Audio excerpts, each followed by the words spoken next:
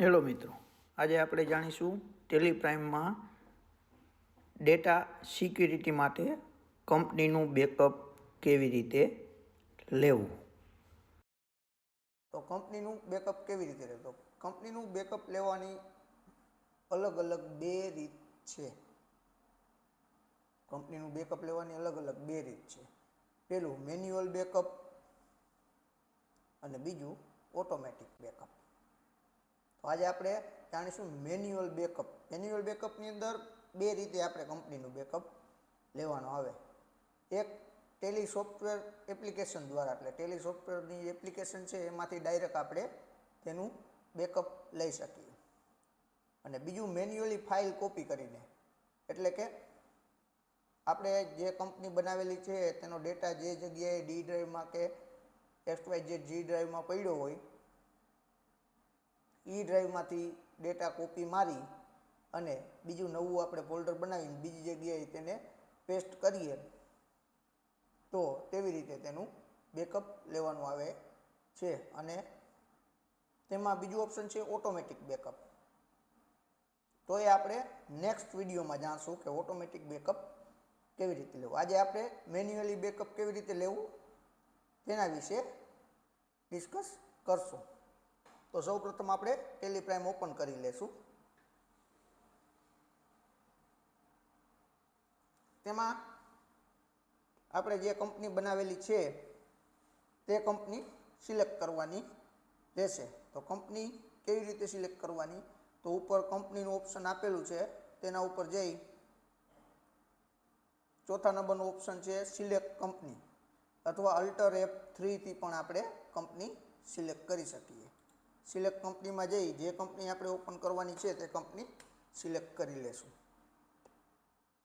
હવે આ કંપનીનું બેકઅપ ટેલી સોફ્ટવેર દ્વારા કેવી રીતે લેવું?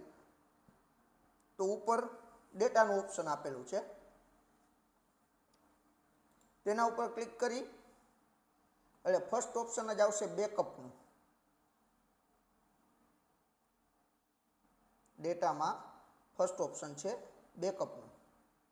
તો તે બેકઅપ ઉપર આપણે એન્ટર આપશું એટલે પૂછશે સિલેક્ટ કંપનીઝ ફોર બેકઅપ, એમ કે જે કંપનીનું તમારે બેકઅપ લેવું છે તે બેકઅપ કઈ જગ્યાએ લેવું છે.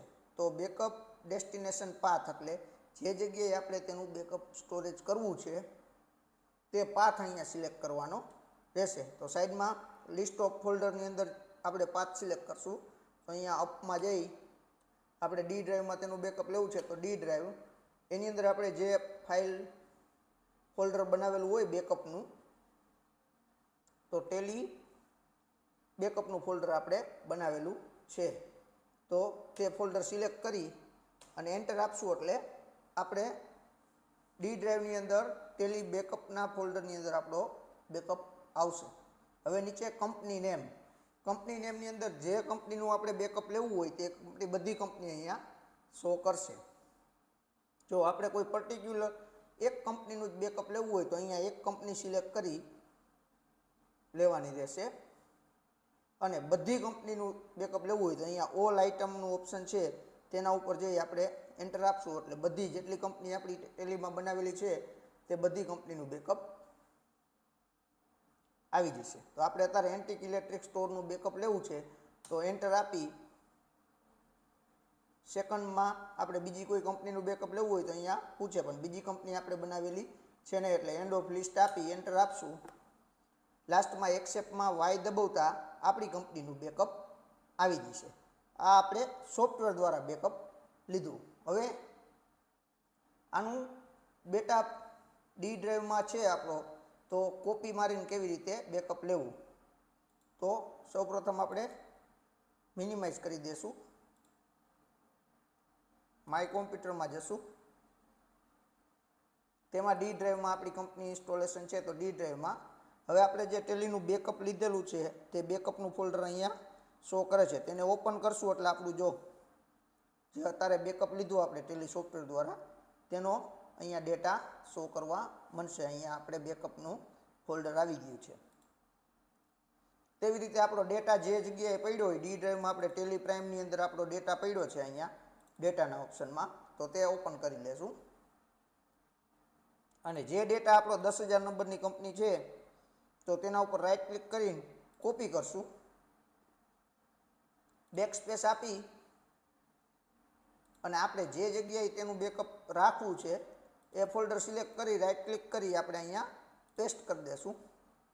એટલે આપણે આ મેન્યુઅલી કોપી પેસ્ટથી આપણું બેકઅપ આવી જશે. આજના વિડીયો માટે આટલું. કાલે ફરી મળીશું નવા વિડીયો સાથે. અને આવા અવનવા વિડીયો જોવા માટે મારી ચેનલને લાઈક કરો, શેર કરો અને સબસ્ક્રાઈબ કરો. જય